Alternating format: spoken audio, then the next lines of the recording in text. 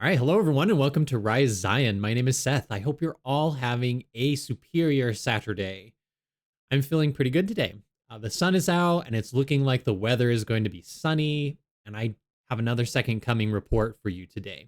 As you know, over the past few weeks, every Saturday, I create a very short episode updating you on what has been going on in various stakes and wards with regards to preparing for the second coming. Ever since I released information about rumors that apostles have been instructing local leadership to prepare, people have shared with me very positive and exciting emails, which I read on this show, keeping their personal information anonymous. If you have anything you'd like to share with me, please feel free to reach out, send me an email, and I might read it on the show for you. All right, we've been collecting all of this data, if you will, as supporting evidence that the church is focusing on preparing now for the second coming, and that the second coming appears a lot more imminent than many people assume. Well, today, the report that I would like to share with you is from my own state conference, actually. And it was a very interesting and unique conference in a few ways, in a number of ways. We were in one of the locations where the conference was being broadcast to. So we were watching all the proceedings from the projector screens, and there were actually some technical difficulties with the audio, which made focusing on the messages a little difficult, unfortunately. And also, someone's little girl was running laps around the entire section of chairs on the hardwood floor in the cultural hall, making a racket. And she was having a grand old time, though, let me tell you. Millennial parenting, am I right? But back in my day, we were not allowed to breathe too loudly at church. But anyway, she was really funny. Her curls were bouncing everywhere. She was wildly running around. And in any case, I didn't take very good notes for you, but I'm pleased to report that indeed the state president did talk about preparing for the second coming, which was really, really exciting. And well, he heavily focused this message on his own message on President Nelson's talk, but with an emphasis on keeping covenants and visiting the temple and allowing the temple to change us into the type of people the Savior wants us to become and seeking his face always, right? And actually, keeping covenants was a major theme throughout this entire conference. Something very unique that I'd like to touch on was this couple who actually got up, a husband and wife, and together they gave a talk at the same time about wearing the holy garment. I'd never seen that before. It was really interesting that both of them were up there. And it was a really good message. They talked about the importance of the garment and how it's symbolic of Jesus Christ's atonement and serves as a constant reminder of our covenants to him, and that we should wear it day and night as prescribed when practical. They said that the garments are not a measuring stick by which we get to judge other people's righteousness or modesty. And I think that's very, very important. From the time that the church decided to make changes to the garment, I've seen a few asinine comments out there online that suggest that the church shouldn't have made any changes to the garment because now, how are we supposed to judge other people's clothing decisions?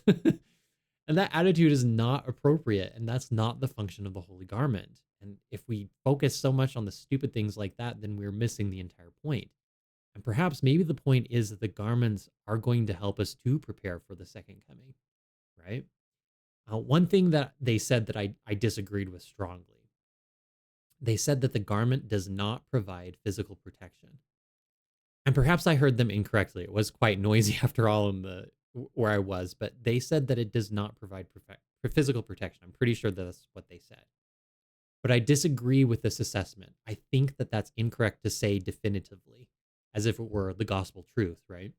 Now, President Kimball, for example, has stated that though generally I think our protection is a mental, spiritual, and moral one, I'm convinced that there could be and undoubtedly have been many cases where there has been, through faith, an actual physical protection.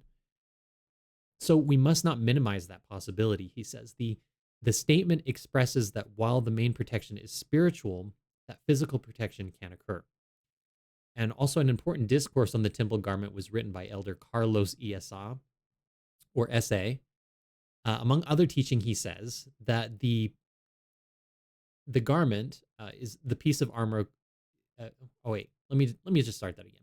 Among other teachings, he explained that the piece of armor called the temple garment strengthens the wearer to resist temptation, fend off evil influences, and stand firmly for the right. and to the degree it is honored, it is a token of what Paul regarded as taking upon one the whole armor of God.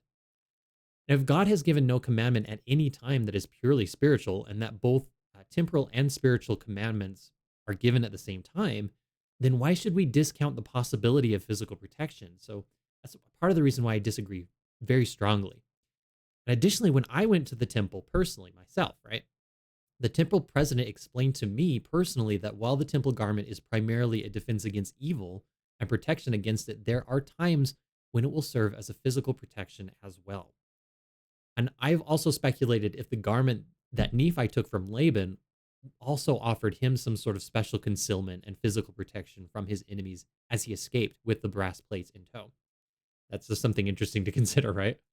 But in any case, I do have some I do have a personal story for my mission that I'd like to share with you today. So one day, my companion and I were exploring a part of our area that was seldom visited by missionaries. And there may have been a good reason for that. We were walking down this long dirt road in Ramasho, and the day was overcast and a little bit drizzly. And in the distance, you could see just this enormous, beautiful river, which of course was the Great Paraná River.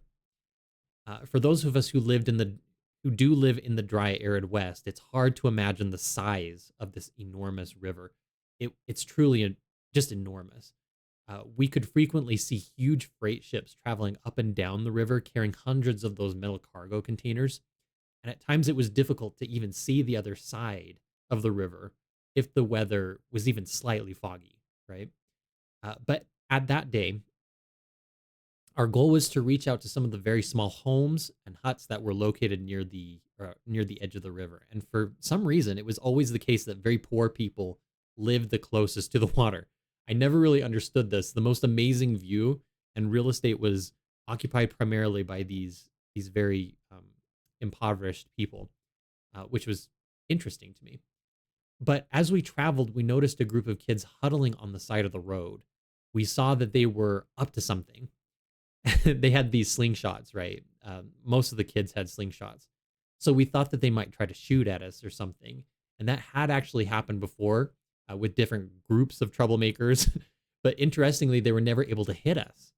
And I even once saw a kid riding in the back of a horse drawn wagon on a bumpy cobblestone road.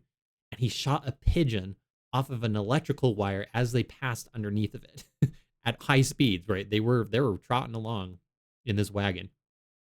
And it was truly a remarkable shot. But nevertheless, they were never able to hit us as the missionaries. I just thought that was interesting, but that's not the main point of this story. But as we were walking further down the road, we heard the telltale sound of rocks flying into the bushes that were on either side of the road. Again, they had missed us, right?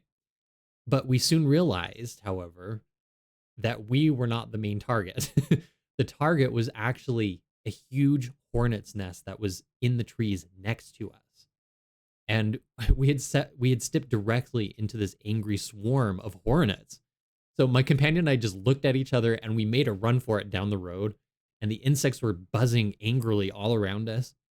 But after we had made it down further down this long road, a safe distance, we examined ourselves and we found that we were completely and miraculously unscathed.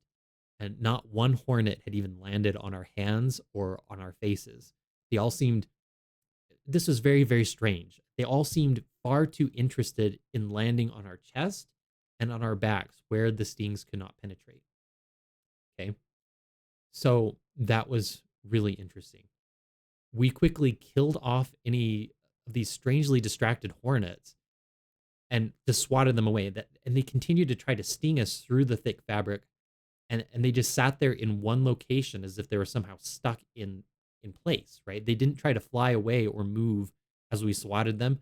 And they were either killed or decided to fly away instead of trying to sting us again, as hornets are more likely to do, right? And after all this was said and done, I had a spiritual impression that this was the protection spoken about by the temple president. Okay, this was perhaps the protection of the garment that served as a protection for our exposed hands and faces. And the Lord didn't suffer us to be harmed by the mischief of these children. We passed them again on our way back home and we shared dirty looks. Right. But um I I just really emphasize to me the physical protection from the garment is real. And not only that, but God protects all of his children in a variety of ways. We shouldn't discount the spiritual. And I don't understand the inclination that some people have to do that. We shouldn't spiritualize the spiritual too much. And what I mean by that is that we shouldn't take away the power of it, right? And pretend that being protected from evil doesn't mean the mischief of children, right? That evil, and even evil of those who would really try to do us harm. And I think it goes without saying, obviously, you know, that at and I think it goes without saying that at times bad things do happen to all of us. We aren't shielded from every bad thing that will happen in our lives, but God is still with us, right? And protecting us in real, meaningful ways. All right. And that's just what I'd like to share with you today. Just a real short message.